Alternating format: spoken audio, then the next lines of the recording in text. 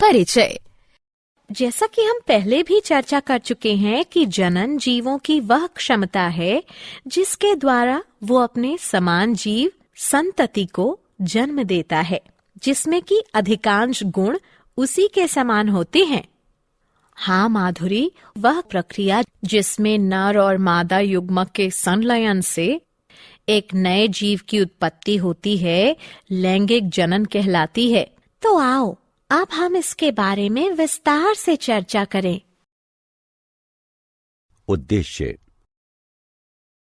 इस पाठ के अंत में आप निम्न करने में सक्षम हो जाएंगे: लैंगिक जनन को परिभाषित करना, पुष्पी पौधों में लैंगिक जनन को समझना, पुष्प की संरचना को समझना, बीजों की संरचना और उनके प्रकारों को पहचानना, एक लिंगी पुष्प की संरचना को समझना, द्विलिंगी यानी उभयलिंगी पुष्प की संरचना को पहचानना, अलिंगी पुष्प की संरचना को समझना, उभयलिंगाश्रयी और एकालिंगाश्रयी पौधों को पहचानना, पुष्प के कार्यों को समझना,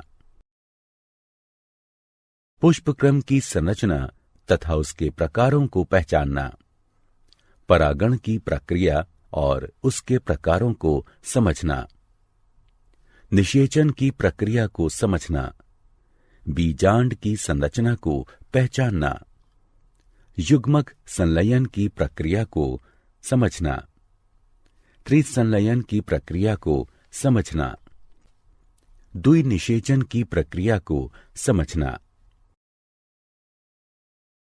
जनन की लैंगिक प्रणाली यानी विधि का महत्व।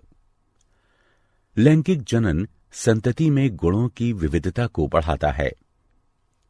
युग्मक में जीनों के नए जोड़ों को पास लाने के परिणाम स्वरूप आनुवंशिकीय विविधता बढ़ जाती है। जनन के दौरान दो अलग अलग जीवों के डीएनए के मिलने से नई जाति की उत्पत्ति में यह प्रमुख विशिष्ट भूमिका निभाता है। पुष्पी पौधों में लैंगिक जनन।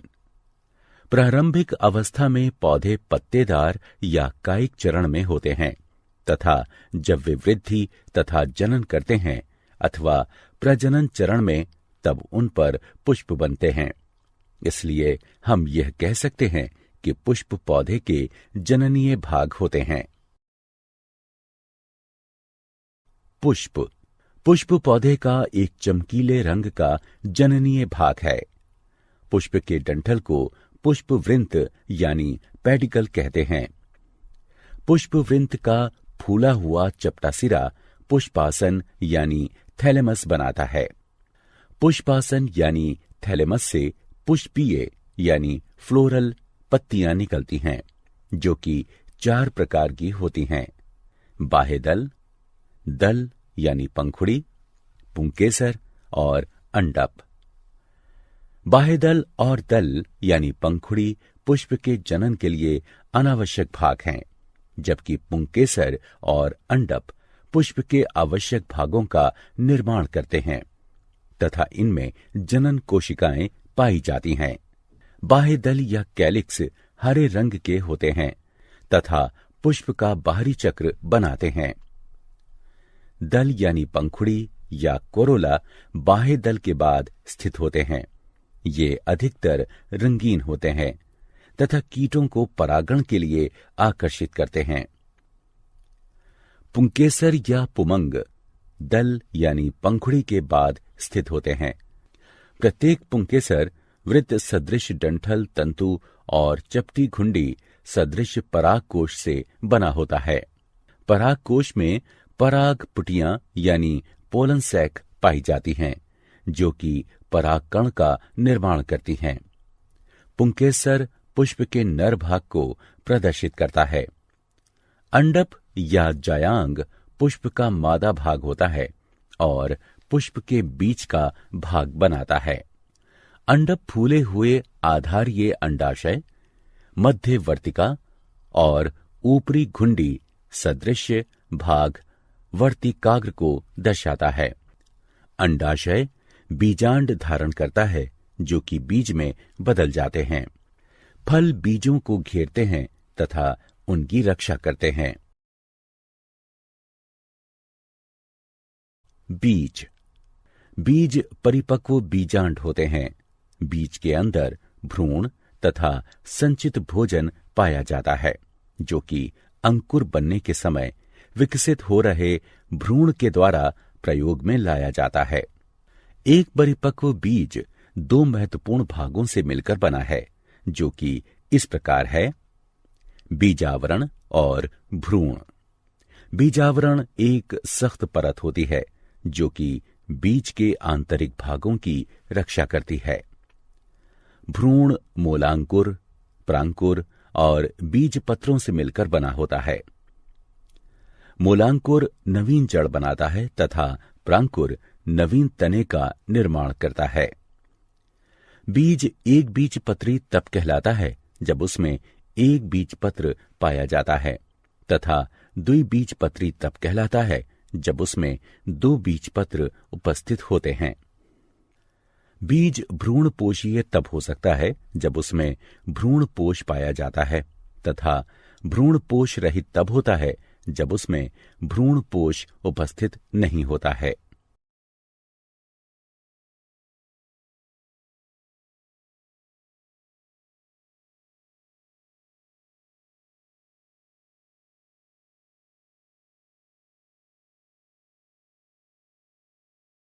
क्रिया विधि।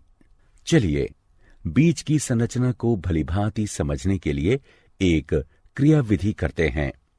हमने कुछ चने के बीजों और कुछ मक्के के बीजों को रात भर जल में डुबो कर रखा। अगले दिन सुबह हमने उन बीजों का अतिरिक्त जल निकालकर उन बीजों को एक गीले कपड़े में लपेटकर एक दिन के लिए रख दिया। अगले दिन हमने दोनों तरह के बीजों को दो भागों में बांट दिया। हम देखते हैं कि चने के बीजों में बीजावरण, मूलांकुर, प्रांकुर और दो बीज पत्र उपस्थित होते हैं, जबकि मक्के के बीजों में बीजावरण, मूलांकुर, प्रांकुर और एक बीज पत्र ही उपस्थित है।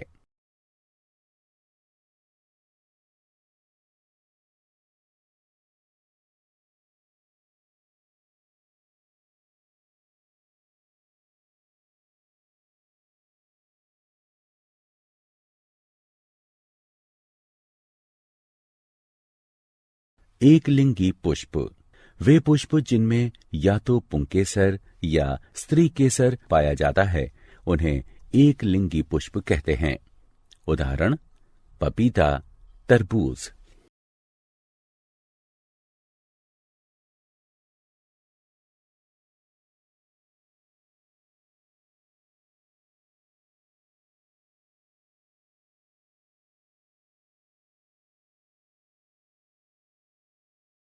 द्विलिंगी पुष्प वे पुष्प जिनमें पुंकेसर और स्त्री केसर दोनों उपस्थित होते हैं, उन्हें द्विलिंगी या उभयलिंगी पुष्प कहते हैं।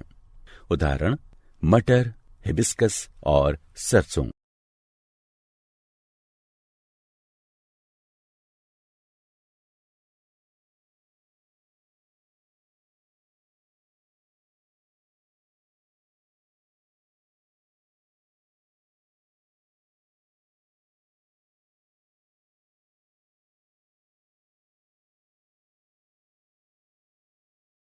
अलिंगी पुष्प वे पुष्प जिनमें पुंकेसर और स्त्री केसर दोनों ही अनुपस्थित होते हैं, उन्हें अलिंगी पुष्प कहते हैं। उदाहरण: आम, काजू।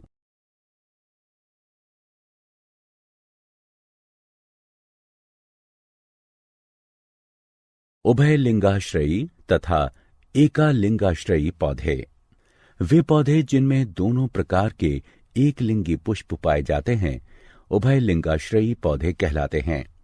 उदाहरण: मक्का, कद्दू और अरंडी। वे पौधे जिनमें केवल एक प्रकार के एक लिंगी पुष्प पाए जाते हैं, एकालिंगाश्रयी पौधे कहलाते हैं। उदाहरण: खजूर का पेड़ और शहतूत।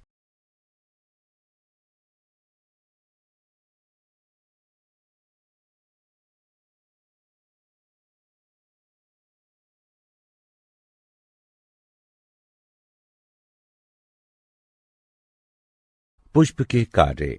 पुष्प में नर जननांग पुंकेसर तथा मादा जननांग अंडक पाए जाते हैं।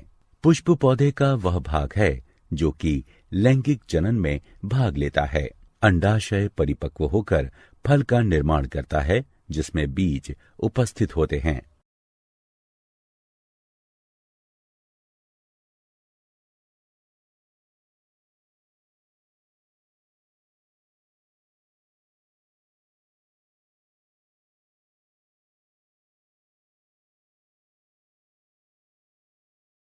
पुष्प क्रम।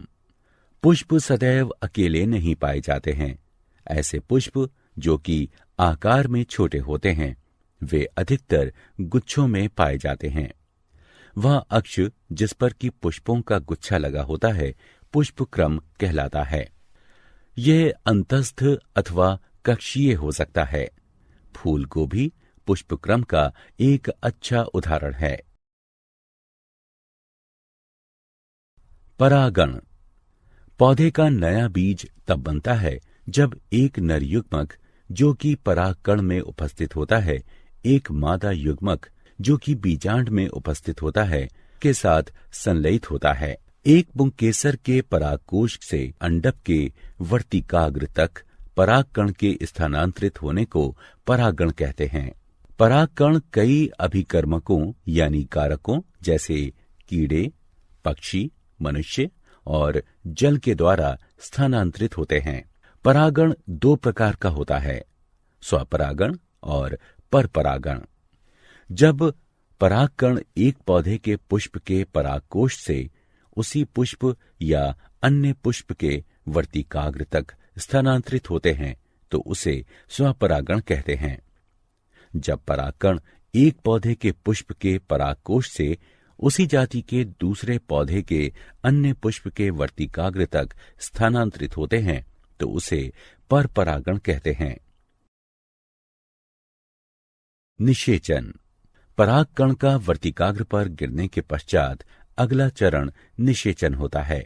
नर और मादा युग्मक के संलयन से युग्मनज बनने की प्रक्रिया को निषेचन कहते हैं। लैंगिक जनन के दौरान यह निम्न चरणों में होता है। जब एक परागकण अंडक के वर्तिकाग्र पर गिरता है तब यह फट जाता है और वर्तिका से होकर ये पराग नलिका से नीचे जाकर अंडाशय में मादा युग्मक की तरफ पहुंचकर वृद्धि करता है। पराग नलिका में दो नर युग्मकों का निर्माण होता है। एक नर युग्मक पराग नलिका से नीचे चला जाता है। पराग नलिका अंडाशय के बीजांड में प्रवेश करती है। पराग नलिका का सिरा फट जाता है और नर युग्मक पराग नलिका से बाहर निकल आता है। अंडाशय में पराग का नर युग्मक बीजांड में उपस्थित मादा युग्मक अथवा अंड के केंद्रक से जुड़कर निषेचित अंड का निर्माण करता है जिसे युग्मनज कहते हैं। निषेचन के पश्चात युग्मनज कई बार विभाजित होकर बीजांड में भ्रूण का निर्माण करता है। तब बीजांड एक सख्त आवरण का विकास करता है और बीज बन जाता है। बीज पौधे की जननीय इकाई है। ये अपने अंदर भविष्य के भ्रूण को रखते हैं जो कि बाद में अंकुर में विकसित हो जाता है। बीजांड। बीज वाले पौधों में बहुत छोटी सी संरचना भ्रूण कोश होती है जो कि बीजांड काय से घिरी होती है और निषेचन के पश्चात बीज में विकसित हो जाती है। इसके 3 भाग होते हैं। अध्यावरण इसकी बाहरी परत बनाता है। बीजांड काय यानी गुरु बीजाणुधानी तथा गुरु बीजाणु युक्त मादा युग्मकोद्भिद यानी गुरु युग्मकोद्भिद इसके मध्य में स्थित होता है। गुरु युग्मकोद्भिद जो कि पुष्पी पौधों में भ्रूण कोश भी कहलाता है, निषेचन के लिए एक अंड कोशिका या कई समूहों में अनेक अंड कोशिकाओं का निर्माण करता है। निषेचन के पश्चात बीजांड एक बीज में विकसित हो जाता है। युग्मक संलयन। एक नर युग्मक अंड से संलयित होकर द्विगुणित युग्मनज बनाता है। इसे युग्मक संलयन कहते हैं। मेरुरज्जु प्रतिवर्ती क्रियाओं को नियंत्रित करता है और संदेशों को शरीर के विभिन्न भागों तथा मस्तिष्क तक संवहित करता है।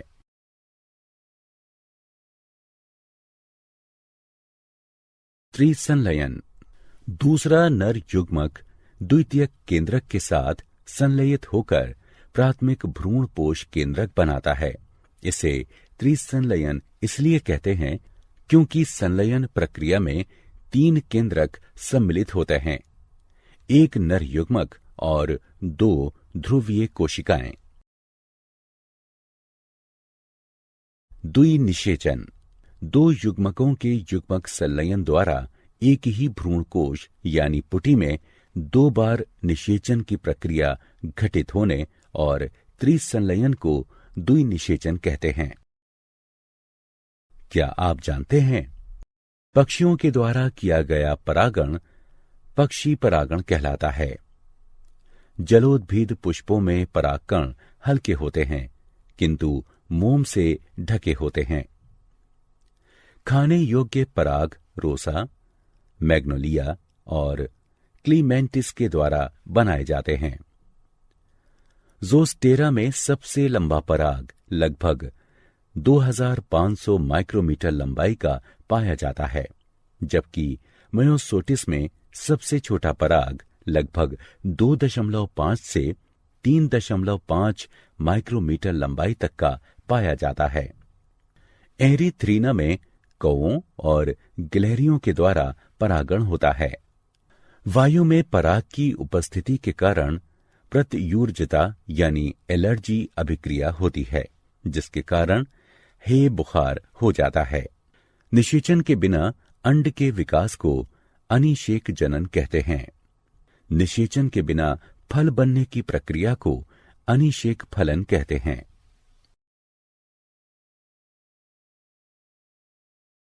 सारांश। आइए हमने जो कुछ सीखा है उसे संक्षेप में दोहराएं। उच्च पादपों के जनन भाग पुष्प में स्थित होते हैं। पुंकेसर पौधे का नर जनन भाग होता है। अंडक पुष्प के केंद्र में स्थित होता है तथा मादा जनन भाग होता है। परागकोश से वर्तिकाग्र तक परागकण का स्थानांतरण परागण कहलाता है। परागण 2 प्रकार का होता है, स्वपरागण और परापरागण। अंडाशय पककर फल बन जाती है। फल बीजों को मुक्त यानी छोड़ने में सक्षम होते हैं। प्रत्येक बीज में एक भावी पौधा होता है जो कि अंकुरित होकर एक नया पौधा उत्पन्न करता है।